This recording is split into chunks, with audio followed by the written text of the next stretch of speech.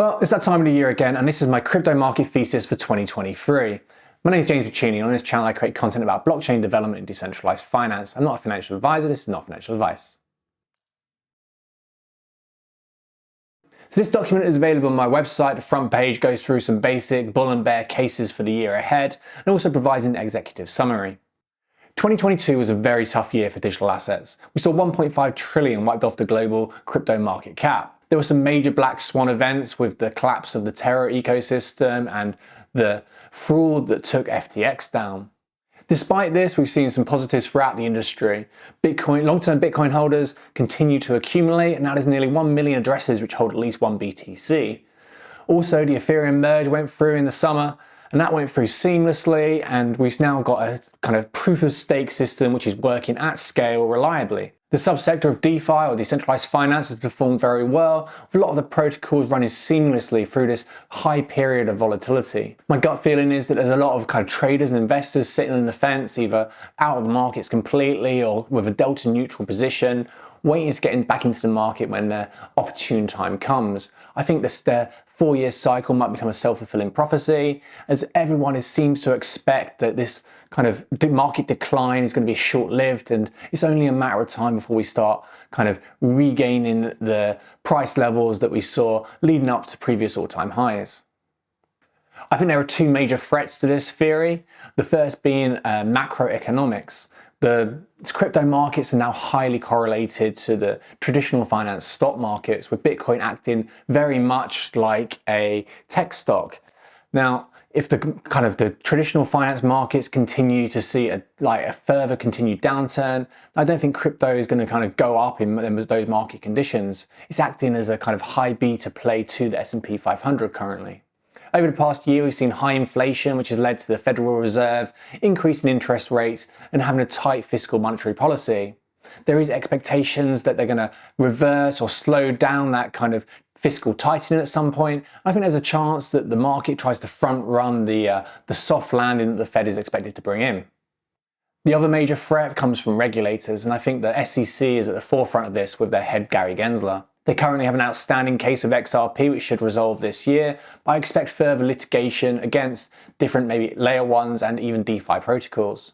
Any blockchain project which has either a legal entity such as a corporation, or a token which could be considered a security token, or even just a founder which is doxed and someone to attack and target and make an example of, might be at risk of kind of being targeted by the SEC to kind of get out their reach and have an influence on these markets. They have all the justification they need from the FTX blow up and the Terra Luna blow up, that they can really do what they want now. And I think that there's a high chance we're going to see them get more aggressive in the coming years. At this stage of the market cycle, I think we have a margin of safety available to us. We've seen a big decline, and in crypto markets, this is kind of the area where there's normally peak financial opportunity. In fact, all markets. Now, if we think that the crypto might be over forever, then that's not really relevant. But if you think this technology is important and it's going somewhere, and then we're going to see continued adoption, then the only real kind of outcome is that we're going to see continued price appreciation against the devaluing US dollar over the long term. The risk to reward has shifted too, for many projects, just a return to previous all-time high would return a 3 to 5x kind of multiple in your investment. There's also less downside if you believe that Bitcoin couldn't actually go to zero. Sentiment and engagement throughout the industry is down as much as I've seen it in many years.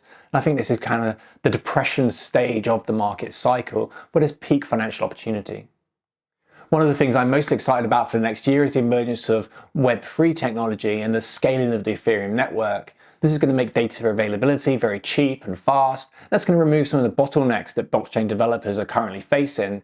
With cheap, fast data, we can kind of create self-sovereign data where users actually own their own user data within a platform. We could see a social network launch, for example, where rather than a tech company owning and monetizing user data, each user owns their own data and they can accrue the value from that data itself if they choose to. Having more control over your personal data, I think, could be a 10x improvement on what is currently available. I think this could disrupt a lot of the business models within Silicon Valley, things like social media, online advertising, and cloud storage. At the moment, there's a differentiation between a Web3 developer and a Web2 developer, but over time I think this will merge into just another tool for authentication and data storage within a web developer's toolkit. In 2022, my digital asset portfolio outperformed Bitcoin and Ethereum, but fell against the US dollar, partly because of the FTX drama, which I had significant exposure to the FTT token. And also, I allocated capital too early. I was too eager to allocate stablecoin capital once the market started to decline.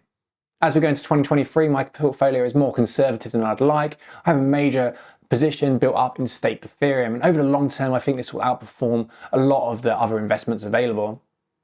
Over the coming year, I do plan to allocate a lot of this capital to altcoins, following and trying to front run the narratives that kind of creates the large market swings and where I think there's peak opportunity in the crypto markets at the moment. Some of the narratives that I think we might see play out in 2023 would be liquid staking derivatives, LSDs.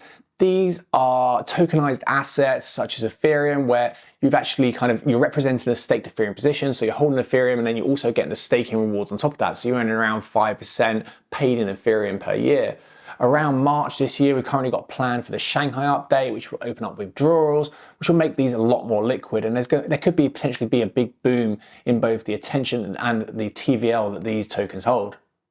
Next, we have zero knowledge technology. At DevCon last year, this was kind of the buzzword of the conference. There's a lot of people working on it. Circum has made it much easier for developers to use this as kind of a standard practice without fully understanding the mechanics and the maths that goes into it. So we can integrate zero knowledge proofs within our standard Solidity smart contracts. For developers, this opens up new applications, and I'm quite excited about where this might lead in 2023. The next narrative is real yield and real world assets. These are slightly different. Real yield is kind of the transaction fees given to governance token holders from a DeFi protocol which actually generates fees. It does something useful, generates fees, and distributes those back to the governance token holders for the project. Real world assets are slightly different. They generally have a central party or a company that acts as a legal entity owning the real world assets such as real estate or bonds or some kind of financial contract. And then they will distribute these and fragment them into tokens and sell them on into DeFi markets. The adoption of real-world assets in DeFi promises to bridge traditional finance and decentralized finance, and I think it could be a very strong area for growth over the coming years. The final potential narrative we've spoken about already is decentralized data and Web3. I think that once Ethereum scales to a point where a lot of this becomes viable, there needs to be some user experience kind of improvements as well, and some ideas about how to manage wallets for users which might not be able to self-custody their own keys.